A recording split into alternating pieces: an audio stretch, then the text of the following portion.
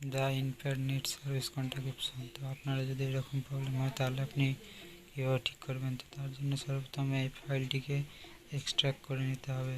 Extract করার পরে extract ফাইলটিকে ওপেন করতে হবে। ফাইলটি ওপেন করার পরে উপরে ক্লিক করতে হবে। উপরে ক্লিক করার পরে অ্যাডজাস্টমেন্টে ক্লিক করে কম্পিউটারের হার্ডওয়্যার আইডিটি বের করে নিতে হবে।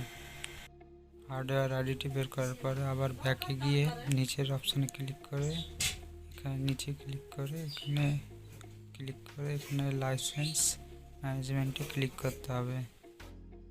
লাইসেন্স ম্যানেজমেন্টে ক্লিক করার পরে অ্যাড লাইসেন্সের জায়গায় কাস্টমার নামের জায়গায় কাস্টমার নাম লিখতে হবে এবং কোম্পানির নামের জায়গায় দোকানের নাম লিখে দিতে হবে এবং নিচে হার্ডওয়্যার আইডিটি দিতে বলেছে একটা পাশের দেখে বসিয়ে নিতে হবে হার্ডওয়্যার আইডিটি সেম টু সেম এবং বসানো হয়ে গেলে সেভ করে দিতে হবে। সেভ করার পরে আমাদের লাইসেন্সটি তৈরি হয়ে গেছে এবং এখান থেকে এটিকে ক্লোজ করে দিতে হবে।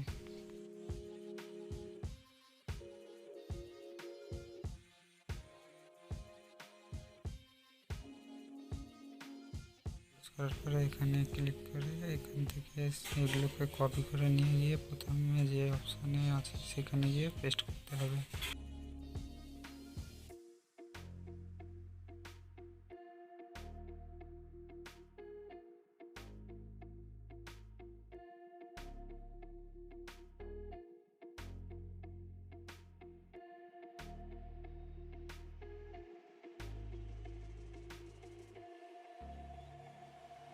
তো এখানে ফাইলগুলিকে পেস্ট করে দিতে হবে এবং পেস্ট করার পরে অ্যাডজাস্টমেন্টের উপর ক্লিক করতে হবে।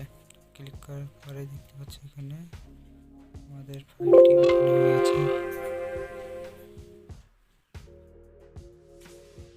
তারপরে সিলেক্ট অপশানে গিয়ে সিলেক্ট করতে হবে ওয়াশ ইনপ্যাড কাউন্টার। তারপরে এখান থেকে ওকেতে ক্লিক করতে হবে।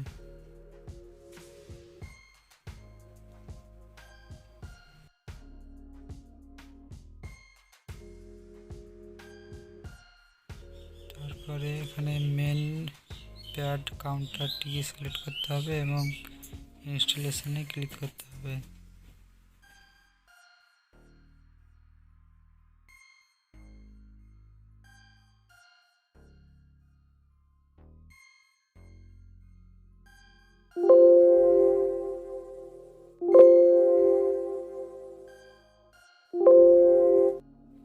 দেখতে পাচ্ছ এখন আমাদের প্রিন্টারটি রেডি হচ্ছে এবং সম্পূর্ণভাবে ঠিক হয়ে গেছে।